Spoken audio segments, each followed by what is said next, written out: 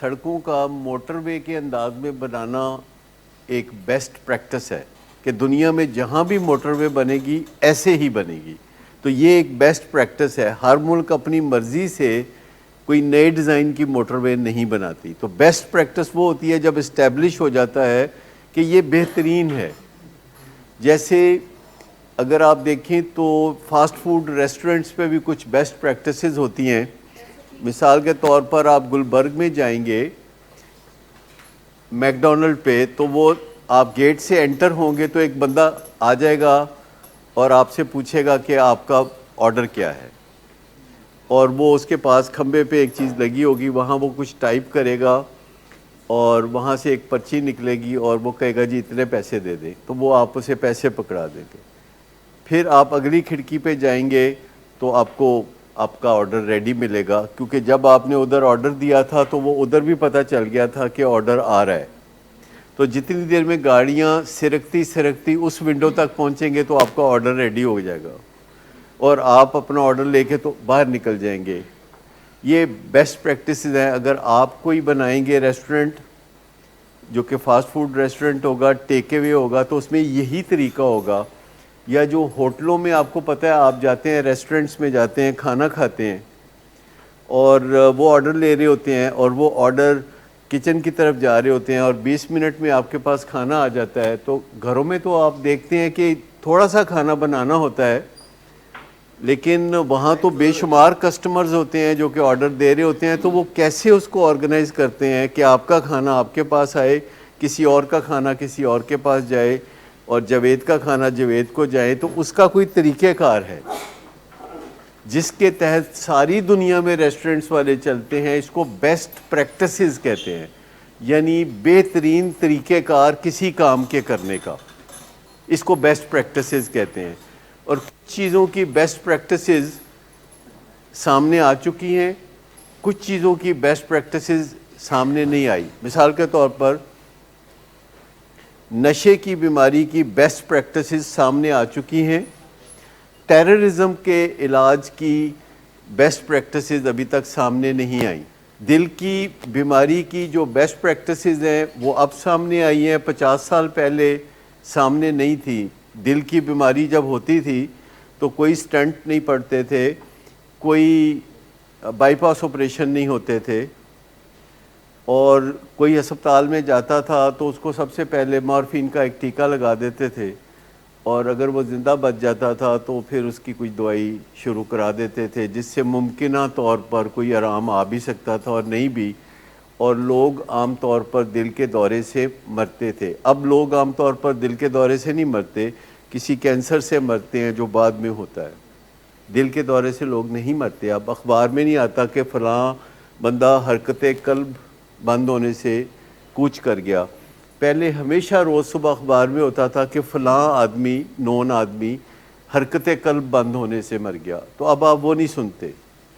اب آپ یہ بھی نہیں دیکھتے کہ گھروں میں ہر گھر کے پچھلے کمرے میں کبھی ایک مریض ہوتا تھا جو فالج کا مریض ہوتا تھا. اب آپ لوگوں کے گھروں میں جائیں گے تو آپ کو پچھلے کمرے میں کوئی فالج کا مریض نہیں ملتا، کیونکہ بیسٹ پریکٹسز آ گئی ہیں.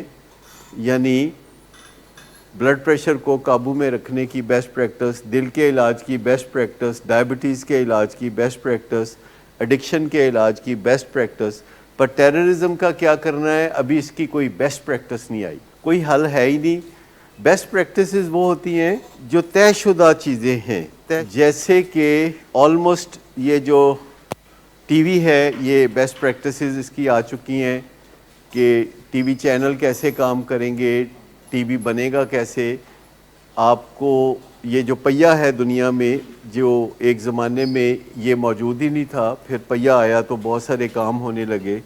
تو جو ویل ہے اس کو انوینٹ کیا گیا، پر do you want to reinvent the wheel? تو جہاں بیسٹ پریکٹسز آ جاتی ہیں آپ ری انوینٹ نہیں کرنا چاہتے چیزوں کو. جو بیسٹ پریکٹسز آ گئی، جو بیسٹ پریکٹسز ہیں یہ آپ کسی بھی چیز میں آپ یہ لفظ اگر ساتھ لکھ دیں گے تو گوگل آپ کو دنیا کے بہترین طریقہ کار اور رسم و رواج کو آپ کے سامنے رکھ دے گا. یہ تو محاورہ ہے کہ دیکھیں آپ کو پہلے پیشنس چاہیے، کیونکہ اگر آپ فٹ بال کھیلیں گے تو پہلے طاقت چاہیے. اگر آپ کرکٹ کھیلیں گے تو آپ کو یہ یقین رکھنا پڑے گا کہ اس میں کچھ بھی ہو سکتا ہے. ایک بال ہے, اچھے سے اچھا بیٹسمین آتے ہی آؤٹ ہو سکتا ہے ایک بال کے ساتھ. کسی بھی بیٹسمین کو آؤٹ کرنے کے 11 طریقے ہیں. کوئی بالر کے پاس دیکھیں, ایک اوور میں 6 بال, کئی اوور. بالر کا کام کتنا آسان ہے کہ ایک اوور میں 6 بال, پھر کئی اوور کرا سکتا ہے وہ. 2020 میں 4 اوور, اور ون ڈے میچ میں 10 اوور, اور ٹیسٹ میچ میں انلمیٹڈ اوور. اور ایک بال کے ذریعے وہ 11 طریقوں سے وہ بیٹسمین کو آؤٹ کر سکتا ہے. تو آپ اندازہ کریں کہ کرکٹ میں بیٹسمین کا کام کتنا ٹف ہے. اس لیے آپ دیکھیے زیادہ تر تنقید کا سامنا بیٹسمین کو ہوتا ہے, اور یہ بڑا ٹف کام ہے. اور خاص طور پر جب کسی بیٹسمین کو کپتان بنا دیا جاتا ہے تو اس کا بیڑا غرق کرنے کی راہ ہموار ہو جاتی ہے. یہ بولرز کا کام ہے, یہ بیٹسمین کا کام نہیں ہے. بیٹسمین کا کام ہے بالکل ٹو دی پوائنٹ اپنی بیٹنگ پہ توجہ دے اور کسی چیز پہ توجہ نہ دے.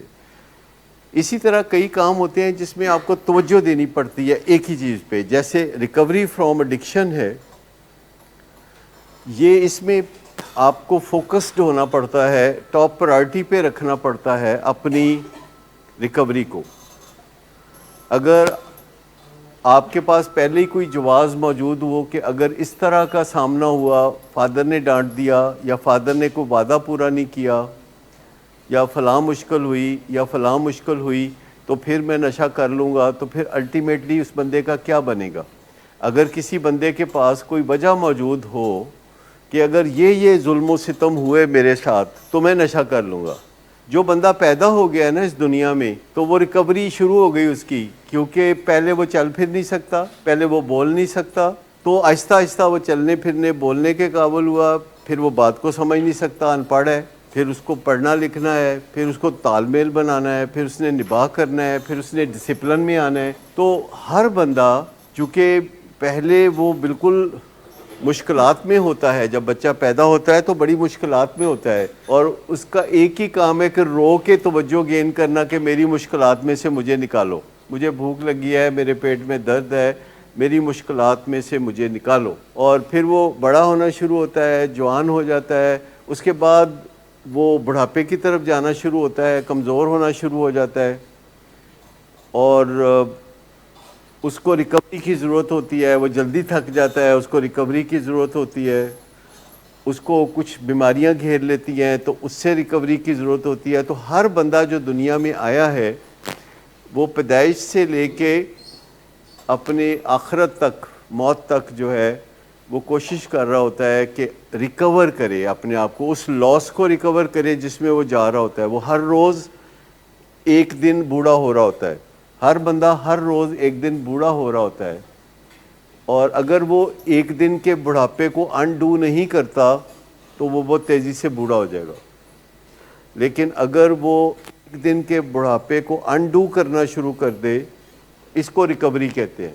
انڈو کا مطلب, ڈو کا کیا مطلب ہوتا ہے, اور انڈو کا مطلب ریکور کرنا, مطلب جو لاس ہو گیا اس کو ریکور کر دینا. ایک دن کا بڑھاپا, ایک دن کے بڑھاپے سے جو فرق پڑتا ہے اس کی زندگی میں, اس ایک دن کے بڑھاپے کو ایک دن میں انڈو کرنا, جس کے لیے اسے نیند کی ضرورت ہوتی ہے, کھانے پینے کی ضرورت ہوتی ہے, ایکسرسائز کی ضرورت ہوتی ہے, مینٹل پیس کی ضرورت ہوتی ہے, اور اپنی میڈیٹیشن کی ضرورت ہوتی ہے, اور اپنے آپ کی کلینزنگ کی ضرورت ہوتی ہے. کلینزنگ کا مطلب ہے کہ ذہن سے بوجھ ہٹانا, کیونکہ ہم سب کے ذہن پہ کچھ نہ کچھ بوجھ ہوتے ہیں سارا دن میں جو ہم اکٹھے کرتے ہیں.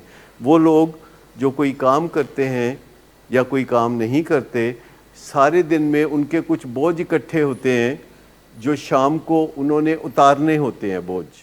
ایک بہت ہی شاندار پروگرام ہے جس کا نام ہے انڈو اٹ. اگر آپ میں سے کوئی بھی گوگل پہ جا کے لکھے گا انڈو اٹ, تو دو میاں بیوی ڈاکٹر ہیں ہارورڈ میڈیکل اسکول کے, انہوں نے یہ پروگرام پچھلے 40 سال میں ڈیولپ کیا ہے. آپ کے ساتھ جو بھی विपता हुई है, जो भी आपके साथ मुसीबत हुई है, जो भी आपके साथ बीमारी हुई है, जो भी आपके साथ मुश्किल हुई है, उसको अनडू कर सकते हैं। और उसमें प्राइमरी क्रॉनिक बीमारियों के बारे में है, उसमें एडिक्शन के बारे में है, उसमें आर्थराइटिस के बारे में है कि जितनी भी बीमारियां होती हैं उनको अनडू किया जा सकता है। हत्ता कि कैंसर की बीमारी, अगर आप कॉन्स्टेंटली कैंसर की बीमारी को अनडू करें तो आपको कैंसर कभी नहीं होगा। एक्चुअली कैंसर की बीमारी शुरू होने के 15 साल बाद सामने आती है और हर बंदे को हर रोज़ कैंसर की बीमारी का सामना होता है। यानी हर बंदे के जिस्म में कैंसर सेल्स बन रहे होते हैं और उसका जिस्म उन सेल्स को तबाह कर रहा होता है। और ये दोनों काम अच्छी स्पीड से अगर हो रहे हो तो कैंसर का सामना नहीं होता। यानी हर बंदे के जिस्म में कुछ कैंसर सेल्स बनते हैं जिनको रोज़ के रोज़ उनका जिस्म झाड़ू फेर के साफ़ कर देता है। लेकिन अगर उनका जिस्म झाड़ू फेरने से सुस्ती करे तो वो कैंसर सेल जमा होने शुरू हो जाते हैं और वो बढ़ते चले जाते हैं और फिर जिस्म के किसी कमज़ोर हिस्से में जाके बैठ के कैंसर पैदा कर देते हैं। अगर किसी जगह कोई कमरा हो और उसके अंदर रोज़ थोड़ा बहुत गंद कहीं ना कहीं से आ जाता है और रोज़ सफाई करें तो मसला हल हो जाएगा। लेकिन अगर आप 6 महीने कहीं चले जाएं तो वापस आके आप कमरा खोलेंगे तो उसमें बहुत गंद इकट्ठा हो गया होगा और हो सकता है कि उसकी दीवारों में सेम हो या कोई और ऐसी मुस्तकिल ख़राबी पैदा हो जाए जो कि आप अगर वहाँ मौजूद होते तो आप उसे रोज़ के रोज़ ठीक करते। ये जो अनडू इट प्रोग्राम है ये हार्वर्ड मेडिकल स्कूल का 40 साल के तजर्बे का प्रोग्राम है। ऐसी चीज़ों से बहुत फ़ायदा उठाया जा सकता है। इसी तरह हार्वर्ड मेडिकल स्कूल में 100 साल से एक रिसर्च हो रही है जिसे कहा जाता है कि खुशी का राज क्या है। वो इस पे रिसर्च कर रहे हैं जिसमें हार्वर्ड मेडिकल स्कूल के 350 ग्रेजुएट और बॉस्टन सिटी के अंदरून शहर के 350 लोग उन्होंने लिए। कुल 700 लोगों को उन्होंने फॉलो करना शुरू किया। 700 लोगों को फॉलो करना शुरू किया। उन 700 लोगों में सदर कैनेडी भी शामिल थे और ये रिसर्च 1940 में शुरू हुई थी, 40 के लगभग। और अभी उसको आप अंदाज़ा कर लें कोई 85 इयर्स हो गए हैं उस रिसर्च को। और उसके जो डायरेक्टर हैं जो उस रिसर्च को कैरी कर रहे थे वो अब चौथे डायरेक्टर हैं, साइकियाट्रिस्ट, जो कि पिछले चंद सालों से इसको कैरी कर रहे हैं। और वो बताते हैं हर चंद साल के बाद कि जिन लोगों को रिसर्च में शामिल किया था उनका क्या बना, कौन लोग कामयाब हुए, कौन नहीं हुए, किन का दिमाग ख़राब हो गया, किन्होंने नशा शुरू कर दिया, किसको शिज़ोफ्रेनिया हुआ, किसको बाइपोलर डिसऑर्डर हुआ, किसका कारोबार चमका, किसका कारोबार तबाह हुआ, किसके साथ क्या बीती, किसके साथ एडिक्शन का सामना हुआ, किसके साथ अल्कोहलिज्म का सामना हुआ और फिर उनका क्या बना। और उन्होंने कुछ फिर फाइंडिंग्स देनी होती है चंद साल के बाद। और ये जो फाइंडिंग्स उन्होंने दी, अभी ताज़ा तरीन फाइंडिंग्स दी, उनका ताल्लुक़ रिलेशनशिप से था कि अपनी फैमिली के अंदर आपका जो रिलेशनशिप है वो कैसा है। कि बच्चों को अगर प्यार ना दिया जाए, छुआ ना जाए और बच्चों की आंखों से आंखें ना मिलाई जाएं, बस उनको खाने पीने के लिए दिया जाए, साफ़ सुथरे कपड़े पहना दिए जाएं, टेम्परेचर कंट्रोल रखा जाए और बच्चों से आंखें ना मिलाई जाएं, बच्चों को छुआ ना जाए, बच्चों को गोद में ना उठाया जाए, बच्चों को सीने से ना लगाया जाए, ऐसे बच्चे चाहे आप उनको जितनी मर्ज़ी अच्छी खुराक दें, ऐसे बच्चे सरवाइव नहीं करते। 1 साल के अंदर अंदर ऐसे बच्चे बीमारियों का शिकार होकर बज़ाहिर मर जाते। कि बच्चों के लिए जो छूना है उन लोगों का जिनका हक है बच्चों को छूने का, जैसे कि माँ बाप और घर के लोग, तो बच्चों को जो छूना है, बच्चों की जो आंखों में आंखें डाल के देखना है और ऐसे बच्चों से बातें करना है जिनको बातें करना नहीं आती। अंदाज़ा करें कि ऐसे बच्चों से बातें करना बहुत ज़रूरी है जिन्हें कोई बात करनी नहीं आती, और ऐसे बच्चों को छूने की ज़रूरत है जिनके ऊपर आपका हक है कि आप छुएं और उनकी आंखों में आंखें डाल के तो उनको प्यार की नज़रों से देखें। اگر آپ ایسا نہیں کریں گے تو آپ ان کو بہترین خوراک دے دیں ملازموں کے ذریعے، جہاں کوئی ان سے آنکھیں نہ ملائے، بہترین ماحول دے دیں، بہترین ٹیمپریچر دے دیں، صفائی ستھرائی ہائیجین دے دیں، وہ بچے نہیں بچیں گے۔ اس سے آپ اندازہ کریں کہ یہ جو ریلیشن شپ ہے، دونوں کی فائنڈنگ یہی بنتی ہے کہ جو ریلیشن شپ ہے وہ لمبی عمر دیتا ہے، کہ ریلیشن شپ جن کے ارد گرد اچھے ہوتے ہیں ان کی عمر لمبی ہوتی ہے، اور جن بچوں کو ریلیشن شپ نہیں ملتا، چھونا نہیں ملتا، ٹچ کرنا نہیں ملتا، وہ سال کے اندر اندر فارغ ہو جاتے ہیں۔ یہی چیزیں سب سمجھ رہے ہیں اس چیز کو کہ، لیکن اگر کسی گھر میں ہر وقت جھگڑا فساد چل رہا ہو اور نفرتیں ہوا فضا میں نظر آ رہی ہوں، چھونے کا تو وہاں سوال ہی پیدا نہیں ہوتا، گلے لگانے کا تو وہاں سوال ہی پیدا نہیں ہوتا، جہاں رولا چل رہا ہو، جہاں شور چل رہا ہو، ان گھروں میں لوگوں کی ہیلتھ کا کیا بنے گا، نوجوانوں کی ہیلتھ کا کیا بنے گا، بوڑھی ماؤں کی ہیلتھ کا کیا بنے گا، اور باقی لوگوں کی ہیلتھ کا کیا بنے گا جہاں ریلیشن شپ کا کرائسس ہے۔ جس ملک میں ریلیشن شپ کا کرائسس ہو وہاں کیا بنے گا؟ ملک میں پولرائزیشن ہو، لوگ ایک دوسرے سے تعلقات اس بنیاد پر رکھیں یا ختم کر دیں کہ ان کے سیاسی خیالات ملتے ہیں کہ نہیں۔ بہت سارے ایسے لوگ ہیں جو کسی سے تعلقات اس بنیاد پر قطع کر سکتے ہیں، اپنے سگے بھائی سے تعلقات قطع کر سکتے ہیں کہ اگر وہ مخالف سیاسی کیمپ میں ہے۔ Can you imagine this? کیا آپ نے کبھی ایسا دیکھا زندگی میں کہ لوگ سیاسی خیالات میں فرق ہو تو وہ آپس میں تعلقات کو ختم کر لیتے ہیں، یا سیاسی خیالات ملتے جلتے ہوں تو تعلق بڑا گہرا بن جاتا ہے؟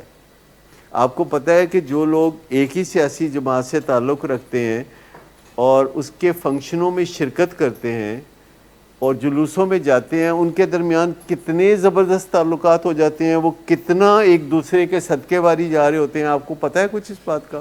اچھی صحت کی نشانی یہ ہے کہ آپ کے خیالات کسی سے ملتے جلتے نہ بھی ہوں، سیاسی خیالات یا اور کسی قسم کے خیالات آپ کے آپس میں نہ بھی ملتے ہوں، اور آپ ایک دوسرے کے ساتھ بہت ہی محبت سے اور پیار سے رہتے ہوں، تو یہ اچھی ذہنی صحت کی علامت ہے، اور اس سے انسان اپنی ذہنی صحت کا ڈائیگنوسس کر سکتا ہے کہ اگر کوئی اس کو اس وجہ سے بہت برا لگتا ہے کہ وہ مخالف سیاسی کیمپ میں ہے۔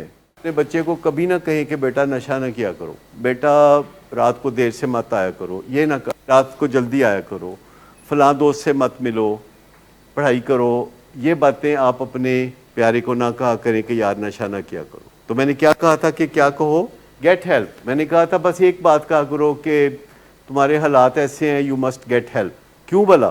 کیوں نہ کہیں کہ نشہ نہ کرو؟ فائدہ کس چیز کا ہے؟ جو یہاں بات پڑ جائے، اور وہ کاؤنسلنگ میں ہوگی، وہ ٹریٹمنٹ میں ہوگی، وہ ہیلپ سے ہوگی۔ جب یہ ملیں گے ایسے لوگوں کو جو ہیلپ کر سکتے ہیں، این اے والوں کو ملیں گے، ادھر ملیں گے، ادھر ملیں گے، تو کسی کو صحیح بات کہنی چاہیے۔ اس کا قصور یہ نہیں ہے، اس کا قصور یہ قطعی نہیں ہے کہ وہ اب نشہ کرتا ہے۔ جب اس نے شروع کیا تھا تو قصور تھا، پر اب کسی نشہ کرنے والے کا قصور نہیں ہے کہ وہ نشہ کرتا ہے۔ اب قصور اس کا یہ ہے کہ وہ مدد کیوں نہیں حاصل کرتا، وہ علاج کیوں نہیں کراتا۔ اب اس کا قصور یہ، تو کسی کا قصور سمجھنے کی ضرورت ہے۔ وہ ہمارے ایک دوست ہیں جو کہ ننکانہ صاحب کے رہنے والے ہیں، اور وہ الکوہلک تھے، اب ٹھیک ہو گئے، صحت یاب ہو گئے ہیں، تو وہ اپنا واقعہ سنا رہے تھے۔ کہتے کہ ایک دن مجھے بڑا غصہ چڑھا، تباہ میں برباد ہو چکا تھا، میں بیٹھا تھا اپنے کمرے میں، تو میں نے دیکھا کہ شراب کی بوتلیں ادھر بکھری پڑی ہیں، تو میں نے ایک بوتل پکڑی، اٹھائی اور اسے دیکھ کے کہا کہ تم ہی ہو جس کی وجہ سے میری بیوی مجھے چھوڑ کے چلی گئی، طلاق ہو گئی، اور پھر اس بوتل کو دیوار پہ مار دیا۔ تو پھر ایک اور بوتل پکڑی، خالی بوتل، اس کو دیکھ کے کہتے ہیں تم ہی ہو جس کی وجہ سے میری نوکری گئی، اور پھر दीवार पे वो भी मार के तोड़ दी। फिर एक और बोतल पकड़ के तो उसको भी देख के कहते तुम हो ना जिसकी वजह से मेरा पहला एक्सीडेंट हुआ था, और उसको खिड़की से बाहर फेंक दिया। फिर एक और बोतल पकड़ी, कहते तुम हो ना जिसकी वजह से दूसरा एक्सीडेंट हुआ था, तुम हो ना जिसकी वजह से मैं थाने में फंसा था। तो फिर एक भरी हुई बोतल पकड़ी सामने करके कहता है तू बह जा ना, तेरा कोई कसूर नहीं। तो बात यह है कि जिदा कसूर नहीं ना उन्होंने बाहर नहीं सुट्टी दा, ना कन ते मारी दा। जिदा कसूर नहीं उनका तू बह जा ना, तू तेरा हाल कोई कसूर नहीं।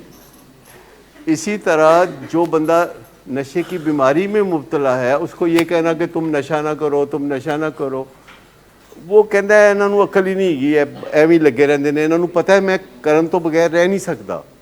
उनको पता होता है कि मेरे हालात क्या चल रहे हैं, मैं बीमार हूँ, मैं रह नहीं सकता, मैं सारी विल पावर नशा हासिल करने के लिए करता हूँ और मुझे असल में इलाज की ज़रूरत है, और ये मुझे कहते हैं कि तुम नशा छोड़ दो। तो आप अपने बच्चे को वो बात कहते हैं जो आपके ख्याल में वो कर सकता है, और वो है कि गो गेट हेल्प। क्रेज़ी हो जाओ, मदद के लिए क्रेज़ी हो जाओ, दरवाजे खटखटाओ, यहाँ का दरवाज़ा, वहाँ का दरवाज़ा, मस्जिद का दरवाज़ा, एनए मीटिंग का दरवाज़ा, दरवाजे खटखटाओ, और जो बंदा सामने आए उसे कहो कि यार क्या तुम मेरी मदद कर सकते हो, क्या तुम मुझे नशे की बीमारी से निजात में किसी तरह मदद दे सकते हो। वो कहते आओ चलो तुम्हें मैं एनए मीटिंग में लेके जाता हूँ, आओ चलो मैं तुम्हें काउंसलिंग के लिए लेके जाता हूँ, चलो तुम्हें मैं किताब देता हूँ, तुम ये पढ़ लो। तो अगर आप रोज़ ये बात कहें कि प्लीज़ गेट हेल्प, तुम्हारा जो हाल है उसको देख के बेस्ट अप्रोच ये है कि गो हेड गेट हेल्प। जब आप ये कहेंगे, शायद आपने पता नहीं बिलिंग वेज का एक ऐड है जो कि डॉक्टर एजाज कुरैशी की आवाज़ है, क्या कहते हैं जिसमें बार बार doctor Ejaz Qureshi get help get help get help, उसमें एडवर्टीज़मेंट है, ये जो बड़ी एज ओल्ड एडवर्टीज़मेंट है उसका बड़ा आसान सा है कि जब आपको नशे की बीमारी है प्लीज़ गो गेट हेल्प, फिर वो 3 दफ़ा आवाज़ आती है get help get help get help get help, ठीक। हत्ता कि उसमें ये फ़िक्रा है, सबसे अहम फ़िक्रा कि get help get help get help, और फिर आगे फ़िक्रा आता है if you cannot get help from willing veg get help from anywhere but please get help get help get help. यानी एडवर्टीज़मेंट हमारी तरफ से थी और उसमें पूरी दुनिया के लोगों को, पूरे पाकिस्तान के लोगों को पैगाम क्या दिया जा रहा था कि अगर हमसे नहीं तो कहीं से भी मदद हासिल कीजिए, बस प्लीज़ गेट हेल्प। और जब आपका ये नज़रिया बन जाता है कि आपने मदद हासिल करनी है, तो मुझे बताएं कि जब आपका ये नज़रिया था कि मैंने नशा करना है तो फिर किया ना नशा। तो जब आपकी तमन्ना ये हो जाए कि आपने नशा नहीं करना और आप दरवाज़े खटखटाने शुरू होंगे, तो आपको पता होगा कि इसके लिए कौन से दरवाज़े हैं जो खटखटाने हैं, क्योंकि जब आपने नशा करना होता है तो आपको पता होता है कि इसके लिए कौन से दरवाजे हैं, और जब आपने नशा छोड़ना होता है तो आपको पता होता है कि इसके लिए कौन से दरवाजे हैं। औंतरा और नखतरा का मतलब है कि जिस चीज़ में से कोई प्रॉफिट नहीं निकलता, जिस चीज़ में कोई आगे अफजाइश नहीं होती, जिसकी कोई फूल नहीं खिलते, जिसकी कोई खुशबू नहीं आती, तो इसको हम कहते हैं औंतरा नखतरा। लेकिन पंगा जो है ये वही चीज़ है। पंगा का मतलब है कि जेड़ा काम करन वाला नहीं सी पर कीता एवं कीता, मतलब अपने मातहत की जिम्मेदारियां उठा लेना, सोचते रहना कि ये जो अफ़गानिस्तान के मुसलमान हैं ये सुधरते क्यों नहीं, या फ़लस्तीन के मुसलमानों की हालत ज़ार का ज़िम्मेदार कौन है, या ये अरब मुल्क अपने तेल के कुएं का हिस्सा पाकिस्तान को क्यों नहीं देते।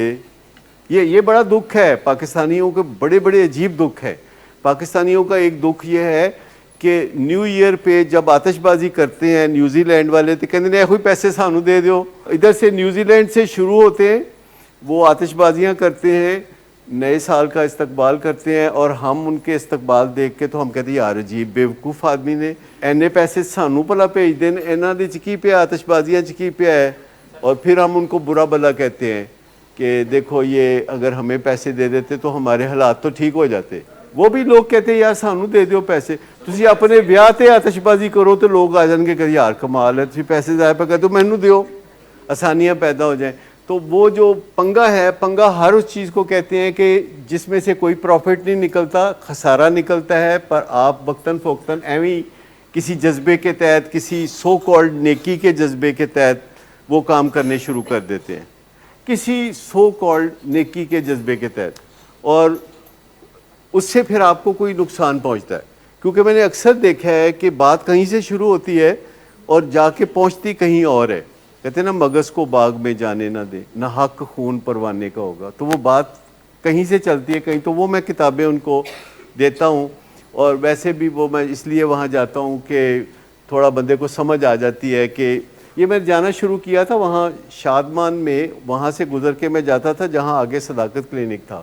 تو میں جاتا تھا تو میں وہاں سے گزر کے جاتا تھا تاکہ مجھے سمجھ لگ جائے, مجھے یاد دہانی ہو جائے کہ دل کا دورہ بھی ایک چیز ہوتی ہے جڑا سویرے سویرے پہنتا ہے اکثر لوگوں کو.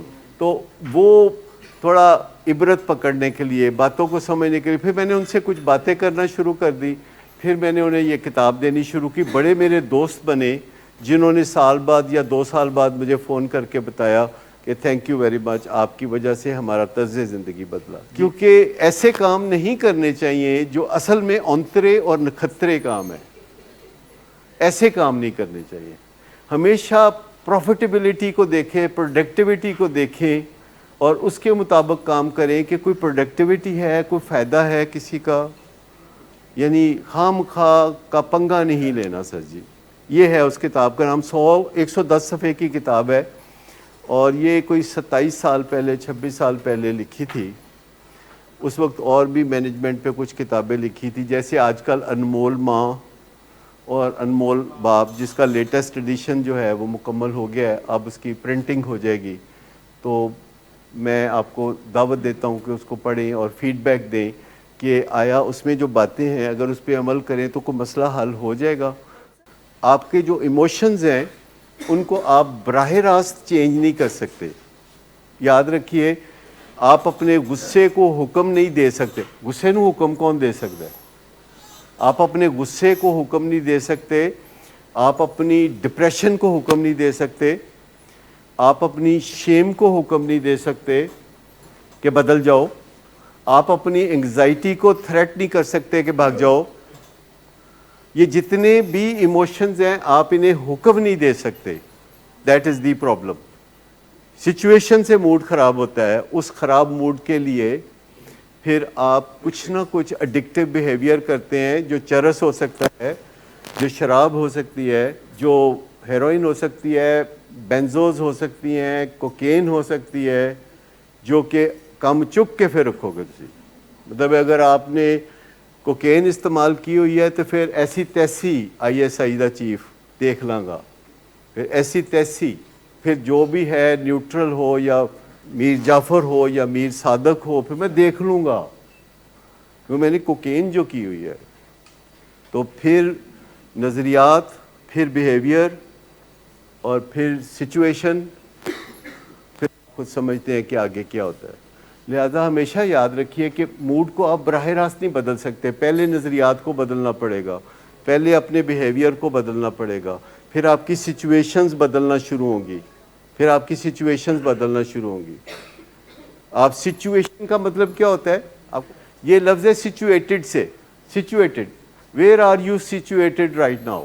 اس وقت کہاں پہ سچویٹڈ ہیں آپ؟ سال پہلے, 2 سال پہلے, 6 مہینے پہلے آپ کی سچویشن کچھ اور تھی. آپ کہتے تھے یار نشہ نہ کر نہیں تو میں تینوں انج کر دیاں گا, میں اونج کر دیاں گا, دھمکیاں, زور شور سے باتیں. یہ جو سچویشن تھی کن نظریات سے پیدا ہوئی تھی کہ اگر میں دھمکی دوں تو لوگ بدل جاتے ہیں. یہ سچویشن ایسے پیدا ہوئی اور دھمکی واز دی بیہیویئر.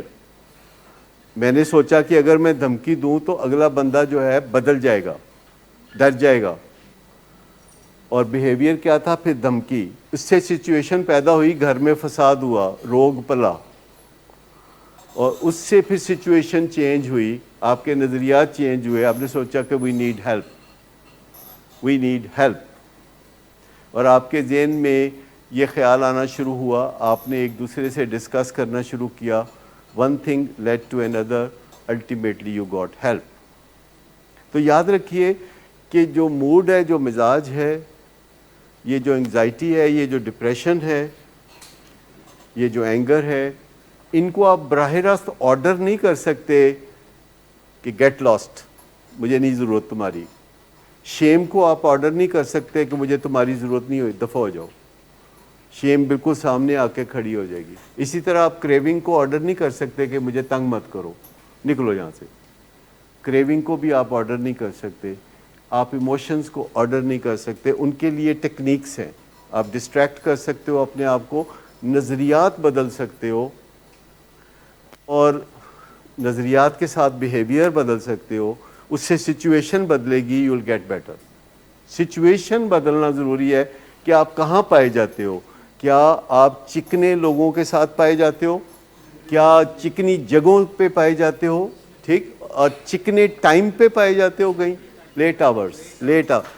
اچھا, اس میں سے سب سے بڑا امپورٹنٹ کون سا ہے, چکنے لوگ کہ چکنی جگہیں کہ چکنے آورس, لیٹ آورس. اگر آپ کے اندر سنگل موسٹ امپورٹنٹ تبدیلی پیدا ہو جائے, وچ از ناٹ دیٹ ڈیفیکلٹ. میں ایک لڑکے کے ساتھ میں کاؤنسلنگ کرتا ہوں, ورجینیا میں ہے. کہتا ہے جی ڈاکٹر صاحب میں 15-20 منٹ صرف نشہ کرنا, دیکھو میرا پیو برداشت ہی نہیں کرتا. وہ خیال ہے کہ 24 گھنٹے کرنا چاہیے. کہتا ہے میں 15-20 منٹ نشہ کرنا تو بڑی مشکل 15-20 منٹ کرنا, کیونکہ میرا پیو جڑا اپنی نظراں میرے تو چکتا ہی نہیں. کہتا ہر ویلے مینوں تکدا رہندا ہے. تو میں کہنا ہن میں کیویں نکلاں اتھوں, تو میں کہنا ذرا میں باہر جا رہا ہاں. وہ کہتے کس کم جا رہے ہیں تو مینوں سمجھ نہیں لگتی میں انہوں کی کہاں. تو کہتے پھر آخر تے کدھر جا کے جڑا والد ہے میرا وہ تھک ہار کے ٹوٹ کے تے ڈگ پیندا ہے, تے پھر میں باہر جا کے تے اے کام کرنا. میں نے جو آبزرو کیا کہ دونوں باپ بیٹا کم از کم 10 آورز پر ڈے چرس کے بارے میں سوچتے رہتے ہیں, اور ان میں سے دونوں میں سے بیٹا جو ہے 15-20 منٹ چرس کرتا ہے. یعنی سوچتے 8-10 گھنٹے ہیں. بیٹا سوچتا ہے کہ میں کب کروں, کیسے کروں. باپ سوچتا ہے کہ میں کب پکڑوں اس کو, کب قابو کروں. اور دونوں کے دماغ میں چرس بیٹھی ہوئی ہے. باپ کے دماغ میں بھی کچھ اور خیال نہیں آتا چرس کے سوا, اور بیٹے کے دماغ میں بھی 10-12 گھنٹے کوئی خیال نہیں آتا چرس کے سوا, اور بعد میں وہ چرس پیتا ہے 15 منٹ. تو مجھے بتائیں کہ اگر ہمارے دماغ میں چرس بیٹھی ہو تو الٹیمیٹلی دنیا میں یہ بات اسٹیبلش ہے کہ we become what we think about. ہم وہی بن جاتے ہیں جو ہم سوچتے رہتے ہیں. جس چیز کا اگر ہم ذہن میں سوچتے رہیں کہ کدھر میرا ایکسیڈنٹ نہ ہو جائے, کدھر میرا ایکسیڈنٹ نہ ہو جائے, سائنس کہتی ہے ہو گئی. سائنس جو ہے وہ کہتی ہے کہ اگر آپ کے ذہن میں رہتا ہے کہ کتے میرا ایکسیڈنٹ نہ ہو جائے, تو آپ کا دماغ سمجھتا ہے کہ یہ جو لفظ ایکسیڈنٹ ہے یہ آپ کے دماغ میں گھومتا رہتا ہے, تو دماغ ایکسیڈنٹ کرا دیتا ہے, کیونکہ دماغ نیگیٹو لینگویج نہیں سمجھتا. جو آپ کہتے ہیں نا کہ کہیں میرا ایکسیڈنٹ نہ ہو جائے, تو آپ کا جو انکانشیس مائنڈ ہے وہ نو کو نہیں سمجھتا. جب آپ ایکسیڈنٹ کا لفظ بولتے ہیں تو ایک پکچر آتی ہے. جیسے میں لفظ بولتا ہوں ایکسیڈنٹ, تو آپ کے ذہن میں یہ لفظ نہیں آتا بلکہ اس کی پکچر آتی ہے کہ اس طرح کا ہوتا ہے ایکسیڈنٹ. لہٰذا اپنے ذہن میں کسی لفظ کو بسانا, اپنے ذہن میں کسی شے کو بسانا, کسی چیز کو بسانا, کسی انسان کو بسانا, ذرا سوچ سمجھ کے. جو کچھ ہم سوچتے ہیں ہم وہی بن جاتے ہیں. یہ یاد رکھیے کہ اگر ہم ایک چیز سوچتے رہتے ہیں بس ہم وہی گڈمڈ ہو جاتے ہیں اس کے ساتھ. لہٰذا کبھی بھی اس طرح نہ کریں. اور جب میں نے اس کے فادر کو یہ کہا کہ میں نے کہا کہ یہ کیوں کرتے رہتے ہیں آپ 12 گھنٹے, میں کہا ہر وقت آپ یہی تاڑ میں رہتے ہیں کہ کردا ہے کہ نہیں کردا, اس کو ریڈ ہینڈڈ پکڑنا ہے. میں کہا پکڑ کے کیا کرنا ہے؟ تو کہتے ہیں پھر اور کی کرا, بندہ ویسے سوچتا ہے تو اور میں کی کرا. تو میں کہتا ہوں کہ اس کو کہہ دیا کریں کہ پلیز گو گیٹ ہیلپ. کہتا ہے پھر میں کہا پھر جا کے سو جایا کرو. یہ سوتا جو نہیں ہے. میں نے کہا کہ جی یہ بات کہو اور اس کے بعد جا کے سو جاؤ. کہتے تو پھر پچھوں نشہ کر لے گا. میں کہا تو کر ہی لے گا. مطلب کیسے آپ سوچتے ہیں کہ میں اگر اس کو ریڈ ہینڈڈ پکڑنے کے چکر میں رہوں گا تو وہ نشہ نہیں کرے گا. اس کے دماغ میں بات ڈالنی ہے کہ تمہارا فائدہ کس چیز میں ہے, what is in it for me. اس کے دماغ میں بات آنی چاہیے کہ اس میں میرے لیے کیا ہے. اس پہ بات ہونی چاہیے کہ بیٹا تم دیکھو کہ اس کے اندر تمہارے لیے کیا ہے, بتاؤ مجھے اس میں تمہارے لیے کیا ہے. اگر ایک باپ نالجبل ہے اور اپنے بیٹے کو کہتا ہے کہ یار تم چرس کے پیچھے بھاگتے ہو, مجھے بتا دو کہ اس کے اندر تمہارے لیے کیا ہے, مجھے بتا دو, تو وہ کہے گا جی اس میں میرے لیے مزہ ہے.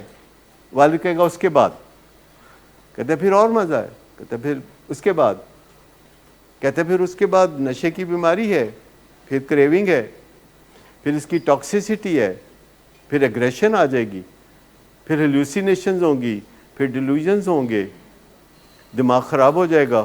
کہتے ہیں دس از واٹ یو وانٹ, تو وہ کہے گا نہیں certainly I don't want this.